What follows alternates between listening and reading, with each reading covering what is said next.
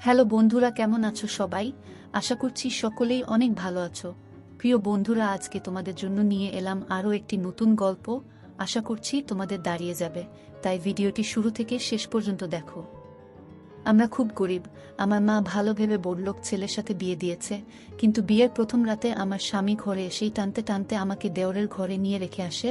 তারপর দেওর আমার সাথে সারা রাত। আমার নাম রত্না, আমি একটা গরিব ঘরের মেয়ে, আর আমার বিয়ে একটা মিডিল ক্লাস ফ্যামিলিতে ঠিক হয়। 2 মাস পরেই রমেনের সাথে আমার বিয়ে। আমার মায়ের ছেলে খুব পছন্দ হয়েছিল, তাই আমাকে বলতো, রত্না, তোর কপাল ভালো যে এত ভালো ফ্যামিলিতে তোর বিয়ে ঠিক হয়েছে। বাবা আমার 8 বছর বয়সেই মারা যান, তাই মা অনেক কষ্টে আমাকে মানুষ করেন। আত্মীয় স্বজনের কাছ থেকে কিছু কিছু সাহায্য নিয়ে বিয়েটা ভালোভাবে দেওয়ার চেষ্টা করছিলেন।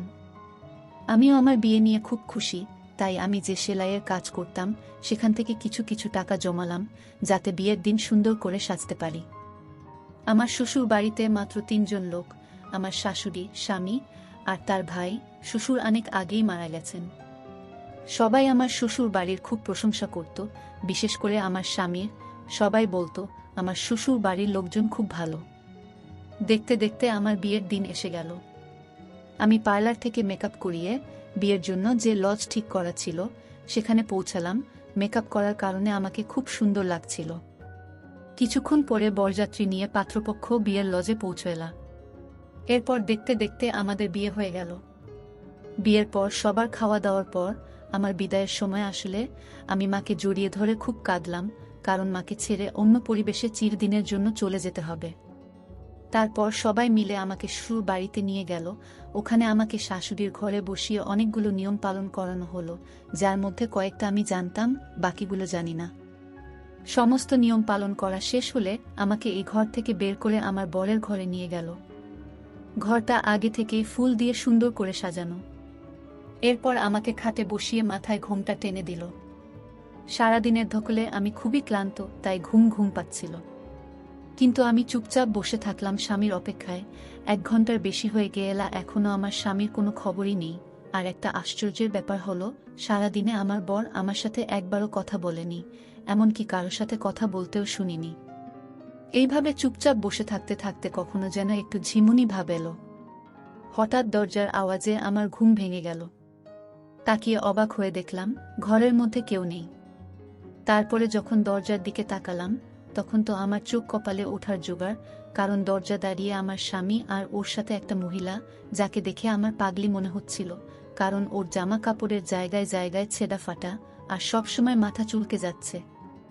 ওই মহিলাকে আমার স্বামীর সঙ্গে দেখে আমি অবাক হয়ে কাছে গেলাম। আমাকে দেখে ওই পাগলি আমার স্বামীর পিছনে লুকিয়ে পড়ল, যেন আমাকে দেখে ভয় পাচ্ছে। আমি আমার স্বামীকে বললাম, রমেন, এই মহিলাটিকে, আর এ আমাদের ঘরে কি করছে? তখন রমেন ওই মহিলাকে নিজের কাছে টেনে এনে বলল যে, এ আমার বউ, আর একে তুমি তোমার মতো সুন্দর করে সাজাও। আমার পায়ের নিচ থেকে মাটি সরে গেল, কারণ আজকেই আমার বিয়ে হয়েছে, আর আমার স্বামী একটা পাগলি মহিলাকে বউ বলছে, আর ওকে আমার মতো সুন্দর করে সাজাতে বলছে। শুনে আমার এচাক দিয়ে জল পড়তে লাগলো। আমি আমার স্বামীকে বললাম, রমেন, তুমি এসব কি বলছো? এই মহিলা তোমার বউ হয় কিভাবে? তোমার বউটা আমি। তুমি তো আজকেই সবার সামনে আমাকে বিয়ে করেছ, আর এখন তুমি চাইছো এই মহিলাকে সুন্দর করে সাজিয়ে আমার জায়গায় বসাতে। এসব কথা শুনে রমেন রেগে গিয়ে বলল, আমি বলেছি তো এ আমার বউ, তুমি একে তোমার মতো সুন্দর করে সাজিয়ে এই ঘরে বসাও, তারপরে তুমি এই ঘর থেকে বেরিয়ে যাও, না হলে আজকেই তোমাকে আমি তালাক দিয়ে দেব। এ কথা শুনে আমার গা কাঁপতে লাগলো, কারণ আমার মা অনেক আশা ভরসা নিয়ে আমার বিয়ে দিয়েছে। যদি আমার তালাক হয়ে যায়, তাহলে তো আমার মা জীবিত লাশ হয়ে যাবে। আমার মা সারা জীবন শুধু দুঃখই পেয়েছে। আমি চাই না যে আমার জন্য আমার মা আবার দুঃখ কষ্ট পাক। তাই আমি রমেনের কথায় রাজি হয়ে মাথা নাড়ালাম। তারপরে ওই পাগলি মাহলাকে বাথরুমে নিয়ে তোর করতে লাগলাম। তাকে আমার বেনারসিটা পরালাম, যেটা আমার বিয়েতে শ্বশুরবাড়ি থেকে আমাকে উপহার হিসেবে দিয়েছিল। আর আমি ওই পাগলির ছেঁড়া কাপড়টা পরলাম, আর মনে মনে কাঁদছিলাম। তারপর ওই পাগলি মহিলাকে ড্রেসিং টেবিলের সামনে এনে সুন্দর করে মেকআপ করে আমার যত গয়নাকাটি ছিল সব পরালাম। যাকে এতক্ষণ বিচ্ছিরি লাগছিল, তাকে এখন সুন্দর দেখাচ্ছে। ওই পাগলি জুয়েলারি পরে খুব এক্সাইটেড হয়ে গেল আর আয়নায় বারবার নিজেকে দেখে তালি বাজাচ্ছিল।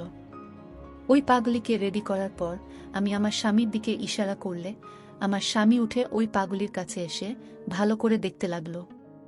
তারপরে আমাকে ঘর থেকে বেরিয়ে যাওয়ার ইশারা করল। আমি কাঁদতে কাঁদতে বাইরে বেরিয়ে আসলাম। আমাকে দেখে কে বলবে যে কিছুক্ষণ আগেই আমার বিয়ে হয়েছে? আমাকে দেখে যে কেউ পাগলিই বলবে। এই বাড়িতে নতুন, তাই বুঝতে পারছিলাম না এত রাতে কোথায় যাব। কোনো উপায় না পেয়ে দরজার সামনে বসে পড়লাম। কারণ অন্য কোনো ঘরে যদি আমি যেতাম তাহলে আমাকে সবাই বলতো বিয়ের প্রথম রাতেই বর একে ঘর থেকে বের করে দিয়েছে। তাই নিজের অসম্মানের আর তালাকের ভয়ে আমি চুপচাপ আমার স্বামীর দরজার সামনে বসে রইলাম। দুঃখে আমার ঘুমও আসছিল না, তাই চুপচাপ বসে রইলাম। কিছু সময় পরে বারান্দায় কারো আওয়াজ পেয়ে তাকিয়ে দেখি আমার দেওর। ও আমাকে ওখানে দেখে চমকে ওঠে। তারপরে আমার হাত ধরে টানতে টানতে নিয়ে গেল। মুখ ঢাকা ছিল বলে ও হয়তো আমাকে চিনতে পারেনি, আর আমিও কিছু বলতে পারছি না, কারণ এতে আমারই অসম্মান হবে। কারণ আমি সেই মেয়ে যাকে বিয়ের প্রথম রাতেই তার স্বামী ঘরের বাইরে বের করে দিয়েছে। ও হয়তো আমাকে ওই পাগলি ভেবেছিল, তাই টানতে টানতে আমাকে স্টোর রুমে নিয়ে একটা দড়ি দিয়ে বেঁধে ফেলে। তারপর আমি অবাক হয়ে দেখলাম যে সে আমার জন্য বাসি রুটি, তরকারি আর কিছু ওষুধ নিয়ে আসলো, যেটা হয়তো ওই পাগলির জন্য। কিন্তু আমি ওই ওষুধ কিছুতেই খেতে পারবো না, কারণ আমি তো পাগলি না। দড়ি দিয়ে আমার পা বাঁধা ছিল, কিন্তু দুটো হাত খোলা। ও আমাকে ওই বাসি রুটি খেতে বলল। আমি তাড়াতাড়ি মাথা ঝুঁকিয়ে না বললাম। যেই মাথা ঝুঁকালাম তখনই আমার মুখ থেকে কাপড় পড়ে গেল, আর আমার দেওরা আমাকে দেখে চমকে উঠল। ও বিশ্বাসই করতে পারছে না যে এটা আমি। তারপরে ও আমাকে বলল, তুমি এই অবস্থায় কেন? আমি কাঁদতে কাঁদতে ওকে সব কথা খুলে বললাম। ও আমার কথা শুনে মাথায় হাত দিয়ে বসে পড়ল। তারপরে বলল, তোমার উচিত হয়নি দাদার কথা শুনে ওই পাগলিকে নিজের জায়গায় বসানো আর ঘর থেকে বেরানো। এ কথা শুনে আমি বললাম যে তোমার দাদা আমাকে তালাক দেওয়ার আর এই বাড়ি থেকে বের করে দেওয়ার ভয় দেখাচ্ছিল। আর আমার তালাকের কথা শুনলে আমার মা জীবিত লাশে পরিণত হবে। তারপর আমার দেওর আমার পা থেকে দড়ি খুলে আমাকে ওর পিছন পিছন আসতে বলল। আমি ওর পিছন পিছন স্টোর রুম থেকে বেরিয়ে অন্য একটা ঘরে গেলাম, যেখানে আমার শাশুড়ি ঘুমিয়ে। আমার দেওর শাশুড়িকে ঘুম থেকে উঠিয়ে সমস্ত কথা বলল, যেটা শুনে আমার শাশুড়ির দীর্ঘ নিঃশ্বাস ফেলল। আমি বুঝতে পারছিলাম কিছু একটা তো আছে, যেটা এরা আমার থেকে লুকাচ্ছে। তাই আমি আমার শাশুড়িকে সরাসরি জিজ্ঞেস করলাম, ওই মহিলাটি কে, যার জন্য আমাকে আমার ঘর থেকে বের হয়ে আসতে হয়েছে? তখন আমার শাশুড়ি দেওরকে বাইরে যেতে ইশারা করল। দেওর বাইরে বেরিয়ে গেলে শাশুড়ি আমাকে ওনার পাশে বসিয়ে বললেন যে ও হলো আমার বান্ধবীর মেয়ে। ওর ছোটবেলাতেই ওর বাবা মা মারা যায়, তাই আমি ওকে এ বাড়িতে এনে নিজের মেয়ের মতো মানুষ করি। ওরা তিনজনে একসাথেই বড় হয়। রমেনের সাথে ওর বন্ধুত্ব খুব ভালো ছিল। আমার শাশুড়ি আরও বললেন, ওই পাগলি মেয়েটার নাম অনন্যা। ও বড় হলে আমার শাশুড়ি ওকে বিয়ে দেওয়ার জন্য পাত্র দেখতে শুরু করলে অনন্যা বলে যে ও কাউকে ভালোবাসে আর তাকেই বিয়ে করতে চায়। এটাতে আমার শাশুড়ি খুশি হয়ে ওই ছেলের সাথেই অনন্যার বিয়ে ঠিক করেন। কিন্তু এই খবর যখন রমেন শুনল তখন ও চিৎকার চেঁচামেচি জুড়ে দিল, কারণ ও অনন্যাকে ভালোবাসে আর বলে বিয়ে যদি করতে হয় তাহলে অনন্যাকেই করবে। একথা শুনে আমার শাশুড়িও মনে মনে খুশি হয়েছিল, কারণ উনিও অনন্যাকে খুব পছন্দ করতেন। কিন্তু যখন অনন্যা শুনল যে রমেন ওকে ভালোবাসে এবং বিয়ে করতে চায়, তখন অনন্যা সরাসরি না বলে দেয়। এটা শুনে রমেনের মন ভেঙে যায়, তাই ও ব্যবসার কাজে বাইরে চলে যায়। অনন্যার একটা শুনে আমার শাশুড়ির খারাপ লাগলেও তিনি অনন্যার বিয়ে ধুমধাম করেই দেন। রমেন এতটাই দুঃখ পেয়েছিল যে ও অনন্যার বিয়েতেও আসেনি। অনন্যা বিয়ের মাত্র 2 মাস পরেই ফিরে আসে, কারণ ওখানে থেকে ও কেমন পাগল হয়ে যাচ্ছিল। আর ওর স্বামী ওর সমস্ত গয়নাগাটি টাকা পয়সা নিয়ে পালিয়ে যায়। তারপরে আর তাকে খুঁজে পাওয়া যায়নি। পরে খোঁজ খবর নিয়ে জানা যায় অনন্যার সঙ্গে ছেলেটির অনলাইনে পরিচয়, তার মানে ছেলেটি একটা ফ্রড, যে টাকা পয়সার লোভে ফ্রড বিয়ে করেছিল। অনন্যা তখন প্রেগন্যান্ট। এ কথা শুনে দুঃখে অনন্যা পাগলের মতো আচরণ করতে শুরু করে।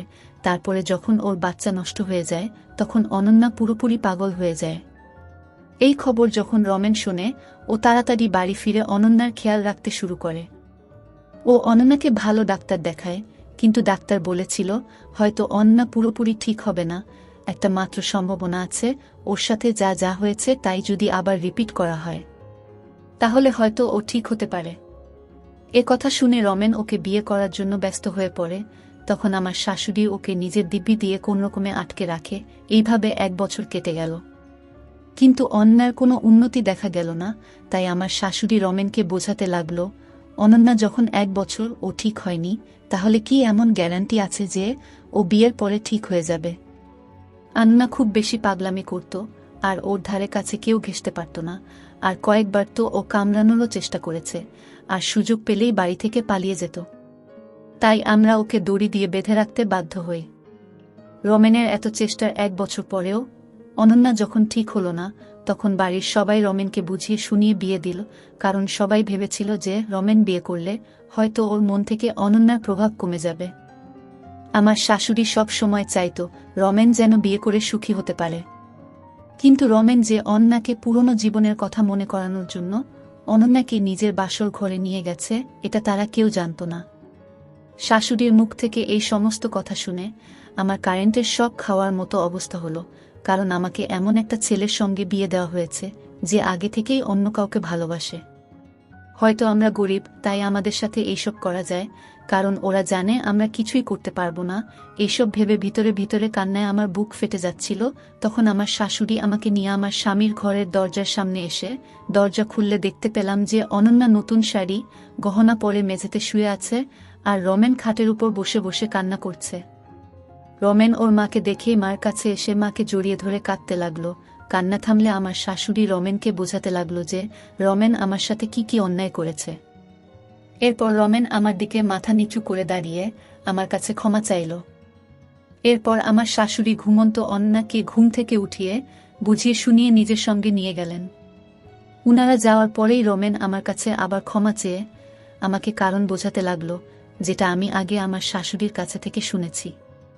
আমি বুঝতে পারলাম যে রমেন বিয়ে করতে চাইতো না, যাতে ও অনন্যার দেখাশোনা করে, ঠিক করতে পারে এবং ওকে বিয়ে করতে পারে। কিন্তু বাড়ির সবাই জোর করে ওকে আমার সাথে বিয়ে দিয়ে দেয়। রমেন নিজের দুঃখ আমার সাথে শেয়ার করতে শুরু করলে আমি ওকে বললাম, আমি সবসময় তোমার পাশে আছি। আমার নিজের উপর বিশ্বাসও ছিল যে আমি ওর মনে আমার জন্য জায়গা করে নিতে পারবো, আর এইসব কথা না আমি আমার মাকে না অন্য কাউকে বলতে পারবো। আমি ওই বাড়িতে অনন্যার সাথে নিজের বোনের মতো ব্যবহার করতে শুরু করি, ওর খাওয়া দাওয়া দেখাশোনা করতে থাকি। ফলে বাড়ির সকলের সাথে সাথে রমেনের মনেও আমার জন্য জায়গা তৈরি হয়, যেটা আমার স্বামী আমার সঙ্গে মিষ্টি মিষ্টি কথা বলে বোঝাত। কিন্তু অনন্যার অবস্থা কোনো উন্নতি হয়নি।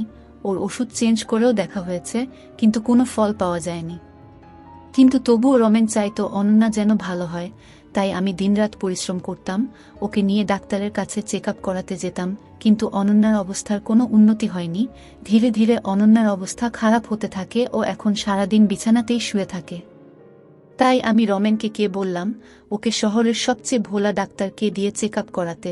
যখন আমরা সেই ডাক্তারের কাছে নিয়ে গিয়ে চেক আপ করালাম, ডাক্তারের কথা শুনে আমরা সবাই হতাশ হয়ে গেলাম। কারণ ডাক্তার বলল অনন্যার শরীরে ধীরে ধীরে ক্যান্সার ছড়িয়ে পড়েছে, ওর জীবন আর মাত্র কয়েকদিনের।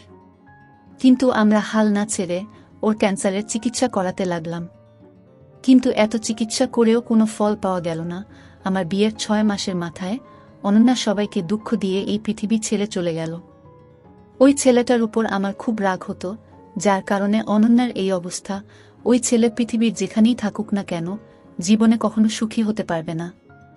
ওই ছেলেটি যদি লোভর কারণে অনন্যার জীবন নিয়ে ছিনিমিনি না খেলতো, তাহলে অনন্যা এখন ছেলে মেয়ে নিয়ে সুখে শান্তিতে ঘর সংসার করত। কিন্তু আমরা যেটা ভাবি সেটা সবসময় হয় না, কারণ বিধাতা যার কপালে যা লিখে দিয়েছে তাই হয়। অনন্যার সাথেও তাই হয়েছিল, যা বিধাতা ওর কপালে লিখে রেখেছিল, যার দুঃখ আমাদের সারা জীবনেও শেষ হবে না। এখন অনন্যা নেই, তাই রমেনের জীবনে শুধুমাত্র আমিই ছিলাম। ধীরে ধীরে রমেনের মন থেকে অনন্যার প্রভাব কমে গেল, কিন্তু ও আজও মাঝে মাঝে অনন্যার কথা মনে করে, কারণ অনন্যা ওর প্রথম প্রেম। ওকে বিয়ে করার জন্য রমেন সব রকম চেষ্টাই করেছিল, কিন্তু অনন্যা ওর ভাগ্যে ছিল না। রমেন বুঝতে পেরেছিল যে বিধাতা যার সাথে যার জোড়া তৈরি করেছে তাকেই সে পাবে। হয়তো বিধাতা রমেনের সাথে অনন্যার জীবন লেখায়নি। অনন্যা মরার 2 মাস পরেই রমেন আমার সাথে নতুন করে জীবন শুরু করে। কিছুদিন পরে আমি প্রেগন্যান্ট হই আর একটা মেয়ের জন্ম দিই। রমেন আমাদের মেয়ের নাম অনন্যা রেখেছে। আর ওকে দেখলেই রমেনের মন খুশিতে ভরে উঠত। কিন্তু আমাদের মনের ভিতরে এখনো অনন্যা বেঁচে আছে। ধন্যবাদ।